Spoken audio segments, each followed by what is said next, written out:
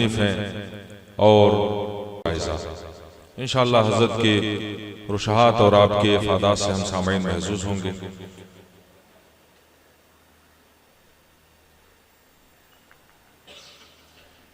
السلام علیکم ورحمۃ اللہ وبرکاتہ۔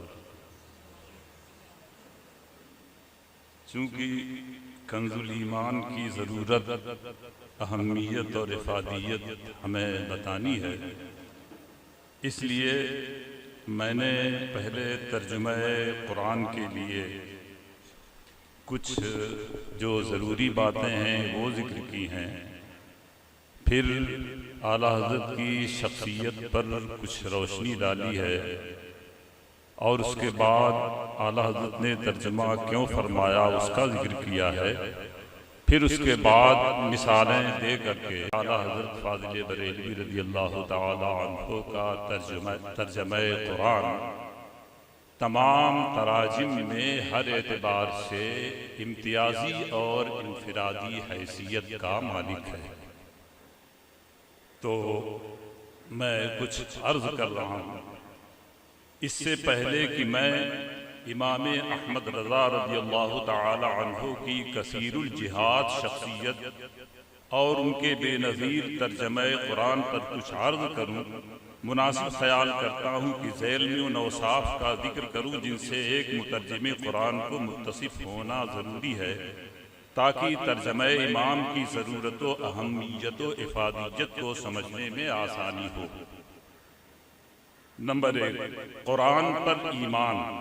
یعنی اس بات جسے اس نے حضرت جبریل علیہ السلام کے واسطے سے اپنے آخری رسول حضرت محمد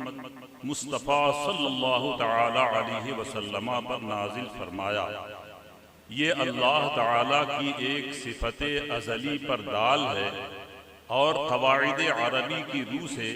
اللہ کی جس مراد پر دال ہے وہ حق ہے، اس میں کوئی شک و شبہ نہیں۔ دوسرا نمبر ہے اللہ کی سخت گرفت پر یقین اور اس کے عذاب کا ڈر۔ ارشاد باری تعالیٰ ہے، اِنَّ بَطْشَ رَبِّكَ لَشَدِيدٌ، بے شک تیرے رب کی پکڑ ضرور سخت ہے۔ وَاتَّقُوا اللَّهَ وَاعْلَمُوا أَنَّ اللَّهَ شَدِيدُ الْعِقَابِ۔ نمبر 3، مترجم قرآن کا متن کی زبان اور اپنی زبان کے مفردات و مرکبات کے معانی، مواقع استعمال اور ان کے محاورات و ضرب الامثال پر عبور رکھنا، ان کے تہذیبی و سماجی سیاق، ان کے تاریخی، لسانی و ثقافتی پس منظر اور دونوں زبانوں کے ادب سے پوری واقفیت رکھنا، نحو، صرف، اشتقاق، معانی و بیان و بدیع، اصول دین، فقہ و اصول فقہ اور قرآن کے مجمل و مبہم کلمات کی تفسیر و توضیح کرنے والی احادیث، اور خدا داد علم سے کامل طور پر آگاہ ہونا۔ نمبر 5، ترجمہ قرآن کو اپنے فاسد مذہب یا باطل خیال و نظروں سے جب ہم امام احمد رضا کی مبارک زندگی اور ان کے علم و فضل کا جائزہ لیتے ہیں تو یہ حقیقت پوری آب و تاب کے ساتھ عیاں ہو جاتی ہے کہ وہ ایک ایسے خدا ترس و تقوی شعار مسلمان تھے جن کی پوری زندگی اللہ و رسول کے فرامین و ارشادات پر سختی سے عمل اور ان کے حرام فرمودہ اور ناپسندیدہ کاموں سے پوری شدت کے ساتھ اجتناب سے عبارت ہے۔ اللہ و رسول اور قرآن و سنت پر ان کا ایمان اتنا پختہ اور ان کی عزت و حرمت اور صداقت و حقانیت پر ان کا یقین اتنا محکم تھا کہ انہوں نے ان کے دفاع میں اپنی پوری زندگی وقف کر دی تھی۔ وہ سادہ، سلیس، شگفتہ اور بامحاورہ عربی نثر لکھنے پر بڑی قدرت رکھتے تھے، جس کا بین ثبوت علیقی کتاب الدولۃ المکیہ فی المادۃ الغیبیہ اور کاغذی روپیہ نوٹ کے مسائل پر کفل الفقیہ الفاہم فی احکام قرطاس الدراہم وغیرہ کتب و رسائل ہیں۔ عربی شعر گوئی میں جو کمال اور عربی لغات پر عبور انہیں حاصل تھا،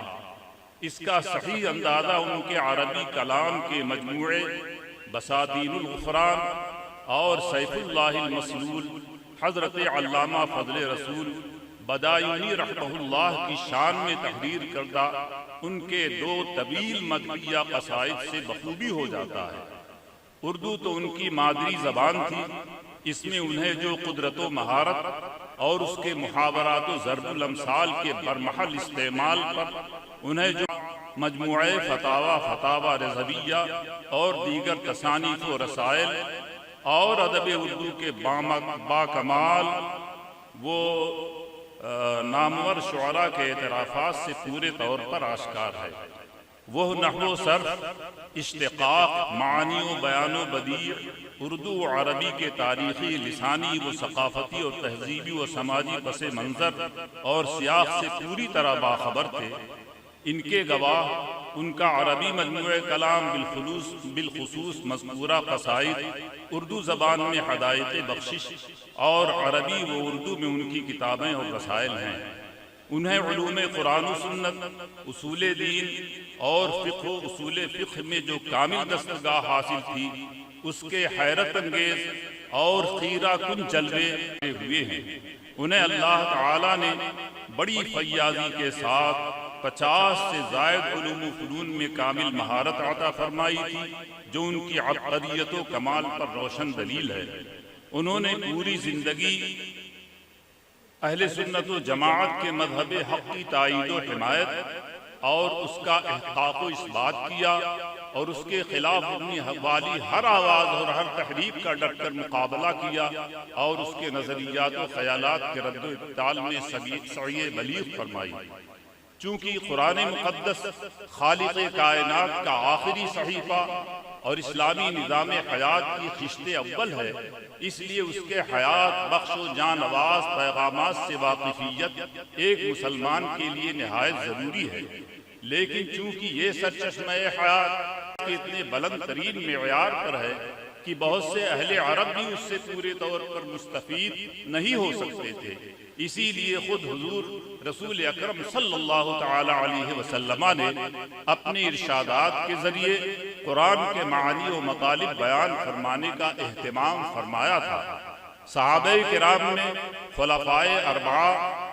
ابن مسعود، ابن عباس،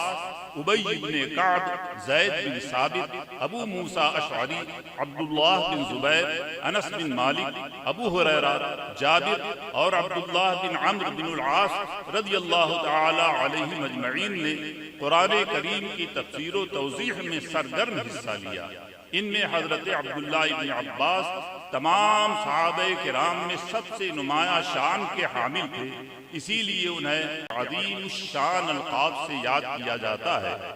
ان کے حق میں نبی برحق صلی اللہ تعالی علیہ وسلم نے یہ دعا بھی فرمائی تھی، اللہم فقہہ فی الدین وعلمہ التاویل، اے اللہ ابن عباس کو فقیہ بنا اور اسے تعبیر و تفسیر کا علم عطا فرما۔ بعد ازاں تابعین، تبع تابعین اور ان کے بعد کے علماء حق نے بھی قرآن کریم کی تفسیر و تشریح اور اس کی تسہیل کا فریضہ بأحسن وجوہ انجام دیا۔ اور جب اسلام کا پیغام رحمت خطہ عرب سے نکل کر غیر عرب علاقوں میں پہنچا اور لوگ جوگ در جوگ اسلام میں داخل ہو گئے، تو وہاں کے علماء نے ان علاقوں کی زبانوں میں بھی قرآن کے ترجمے اور تفسیر و توضیح کا بیڑا اٹھایا۔ فارسی میں آئیں۔ ہندوستان میں حضرت شاہ ولی اللہ محدث دہلوی کا فارسی ترجمہ قرآن بھی اسی سلسلہ زرعی کی ایک کڑی ہے۔ پھر جب اس زبان نے بر صغیر سے اپنا بوریہ باندھ لیا اور اردو زبان لوگوں کا ذریعہ اظہار بن گئی، تو انہی شاہ ولی اللہ کے صاحبزادے حضرت شاہ رفیع الدین صاحب نے سن 1200 ہجری میں قرآن کا پہلا مکمل لفظی ترجمہ کیا، لیکن اس میں سلاست و روانی مفقود ہونے کے سبب اس کے اصل مفہوم تک رسائی بڑی مشکل تھی۔ شاید اسی کمی کا احساس کرتے ہوئے ان کے برادر خرد حضرت شاہ عبد القادر صاحب نے 9 سال بعد ایک دوسرا ترجمہ کیا، جو نسبتاً سلیس، شگفتہ اور محتاط اندازہ کے مطابق 25 تراجم قرآن اردو زبان میں وجود میں آئے،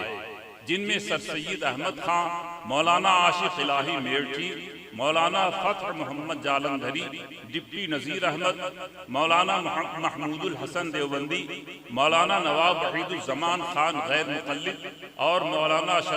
اشرف علی تھانوی کے تراجم قابل ذکر ہے۔ اب یہ سوال اٹھا کہ اتنے اردو تراجم کی بھیڑ میں امام احمد رضا نے کیوں ترجمہ قرآن کیا؟ اس کا جواب یہ ہے کہ حضرت شاہ ولی اللہ صاحب کے مذکورہ صاحب زادگان کے علاوہ دیگر مترجمین میں سے کسی کا بھی تعلق اہل سنت و جماعت سے نہ تھا، اور انہوں نے قرآن کے ساتھ سب سے بڑا ظلم یہ کیا کہ ان ترس اور باطل معتقدات و نظریات کو پھیلانے کا ذریعہ بنا لیا، اور اللہ و رسول کے لیے ان کے شایان شان الفاظ کے انتخاب کا التزام تو کسی بھی اردو مترجم قرآن نے نہیں کیا۔ ڈپٹی نذیر احمد نے تو اپنے ترجمے کو اپنی اردو دانی اور کثیر محاورات کے استعمال پر قدرت کے اظہار کا ذریعہ بھی بنایا، اور یہ مطلق پرواہ نہ کی کہ ترجمہ میں زبردستی ٹھونسے گئے بہت سے محاورات معنی قرآن کی صحیح ترجمانی نہیں کرتے۔ ایسے پرآشوب حالات میں سخت ضرورت تھی ایک ایسے ترجمے کی جو قرآن کریم کا سچا ترجمان ہو، قدیم معتبر کتب تفاسیر کے مطابق ہو، اہل تفویض کے مسلک اسلم کا عکاس ہو، اصحاب تعویل کے مذہب سالم کا عوامی لغات اور بازاری بولی سے یکسر پاک ہو، قرآن حکیم کے اصل منشأ و مراد کو بتاتا ہو، آیات ربانی کے انداز خطاب کو پہچانواتا ہو، قرآن کے مخصوص محاوروں کی نشاندہی کرتا ہو، قادر مطلق کی ردائے عزت و جلال میں نقص و عیب کا دھبا لگانے والوں کے لیے شمشیر برہ ہو، حضرات انبیاء کی عظمت و حرمت کا محافظ و نگہبان ہو، عام مسلمانوں کے لیے با محاورہ اردو میں سادہ ترجمہ ہو، لیکن علماء و مشائخ کے لیے حقائق و معرفت کا امڑتا ہوا سمندر ہو۔ لیکن ایسے عظیم ترین اور دشوار ترین کام سے بخوبی عہدہ برا ہونے کے لیے اس وقت امام احمد رضا سے زیادہ موزوں اور مناسب کوئی صاحب علم و دانش موجود نہیں تھا، کیونکہ اور استحضار حاصل تھا وہ کسی اور سنی عالم کو حاصل نہ تھا، اور محبت الہی و عشق رسالت پناہی تو ان کے رگ و ریشہ میں رسی بسی ہوئی تھی۔ اس لیے جب ان کے حاضر باشوں نے پیہم اصرار کیا تو وہ ترجمہ قرآن کا املا کرانے کے لیے تیار ہو گئے، اور حضرت صدر الشریعہ علامہ امجد علی صاحب علیہ الرحمہ کی کوشش سے وہ مبارک و مسعود دن بھی آیا جب ترجمہ کا کام پایۂ تکمیل کو پہنچا، پھر اشاعت پذیر ہو کر اہل ایمان کے دلوں کا نور اور ان کی آنکھوں کا سرما بنا۔ حقیقت یہ ہے کہ امام احمد رضا نے مذکورہ بالا خوبیوں کے ساتھ معنی قرآن کو قرآن کے نصوص و مضمرات کی بھرپور رعایت کرتے ہوئے جس طرح اختصام قرآن میں کوئی نظیر نہیں ملتی۔ اب اس کے بعد پھر میں نے بڑی تفصیل سے لکھا ہے، اتنا وقت ہی نہیں ہے کہ میں اس کے نظائر آپ کے سامنے پیش کر لوں، اس لیے اسی پر اکتفا کرتے ہوئے السلام علیکم ورحمۃ اللہ وبرکاتہ۔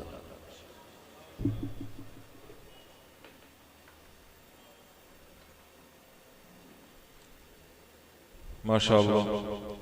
بڑے مختصر